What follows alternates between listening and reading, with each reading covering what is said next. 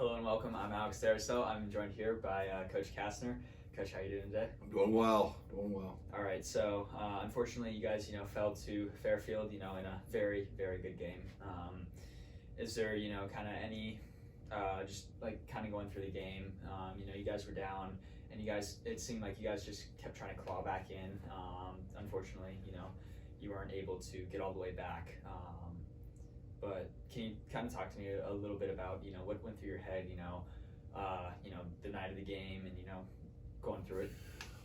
Well, I think all in all, the falling behind early, I think we were down 14-0 and clawing back and staying in the game kind of just showed what our whole season's been about.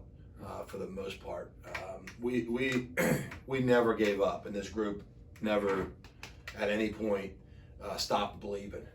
And that's what I told them from really a week ago, 2 weeks ago, that this group hasn't stopped. They haven't stopped believing. They're still gas in the tank, and that's what made me really proud, being 4-6 and going in the playoffs and playing a pretty good Fairfield team, knowing you've lost to them once already at Fairfield. They just never gave up, and they kept believing. So that was a first good sign of who they are as young men, what Team 60 is about. The game was supposed to be a heavily rained element game, and we didn't have that early on. And so that was kind of nice. It was a real beautiful night, and we were excited. We were confident, and got behind early, and we had to claw back. And, we were in it till the last second of the game, to tie it up, and just didn't come through. So, overall, this past season, like you said, you guys are 4-6. You beat Gahana Lincoln, Sycamore, Hamilton, and one other team. Middletown. That's right. So, a lot of those games, like you said, the Sycamore one, instant classic. 80+ points scored. Gahana Lincoln, that was opening game. Real tight one. Middletown, you guys went there and you guys took care of business. And then the Hamilton one was tight down to the wire. So from those wins, can you pick like a favorite or? No, I think it goes to the season. I mean, 2 of those 4 teams are playing still. Yeah. Gahana is one of the leading teams up in Columbus, and Sycamore plays Princeton this week, and I think it's going to be a great game. They got probably one of the best, if not the best, athlete, player of the year type of mentality with their running back. If he is the player of the year for the GMC, he got my vote. I think he's legit. He's a stud of a man. So I'm sure they'll have a heavy dose of that. But they're still playing, and we wish we were playing. But all in all, I've always said to these guys, Brian Castner, this coaching staff, our football program, are going to make them better people before they make them better players. And that's who we are. We're gonna coach hard. We're gonna hold players accountable, and this team allowed that. This senior class allowed it, and they have nothing to be ashamed of. Yes, we finished 4-6 regular season, and we lost to Fairfield in a close one. We had 6 one-score losses. 1 score or less losses, and of those 6, I think 4 or 5 of them we were winning in the fourth. If there's a lesson to be taught, we got to figure out how to finish, but also learn from these, learn from the failures or the losses. And I think, any great player in basketball, football, anything will tell you they learn more from their failures than they do their wins. And you can say, yeah, it's easy for me to say that because we're 4-7. Well, it's not easy. It's never easy to lose. I don't like looking at Caden Evans. I don't like looking at Will Ott. I don't like looking at this senior class, Skylar Horn, Michael Molnar. I don't like looking at them and knowing I'll never be able to coach them again. I love them.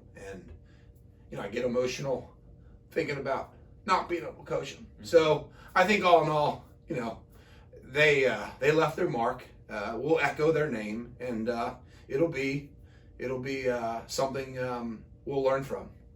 Yeah, and like you said, you guys in the game, in all the games this season, you guys, you fought till the end, and that definitely, I'm sure made a lasting impression on you. But also, the boys, the team, not only the seniors, but the you know, the younger underclassmen, Right. and even the juniors, you know, how do you, you know, how do you prepare the juniors and everyone else to kind of step up and fill those shoes that are being left behind?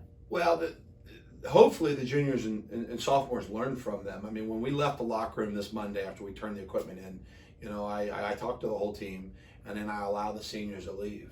And I talked to the juniors and sophomores and freshmen, and I say, hey, you know, what can we take from this? What can we take from that group that just left us? And, you know, what can we learn?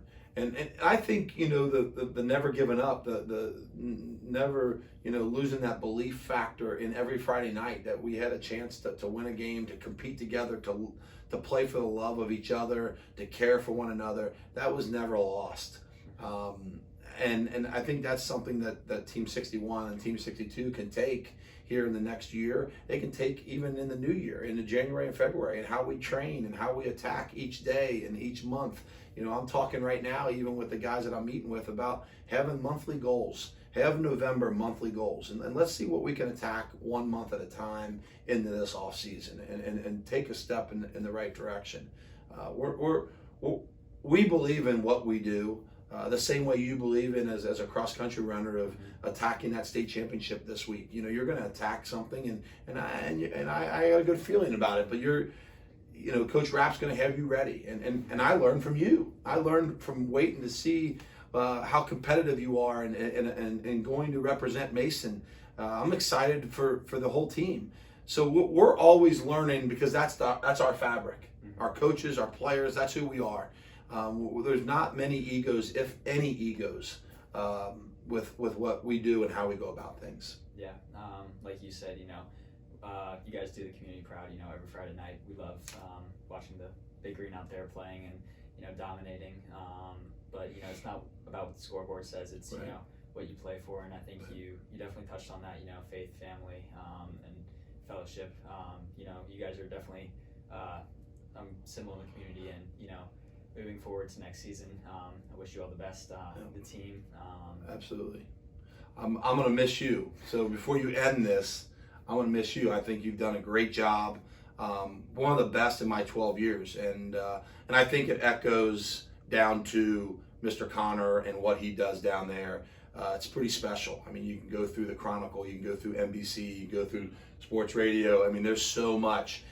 There is nowhere, anywhere in even close to what we do, and even this. I think it's important for the Mason community, the students, but you should be very, very proud.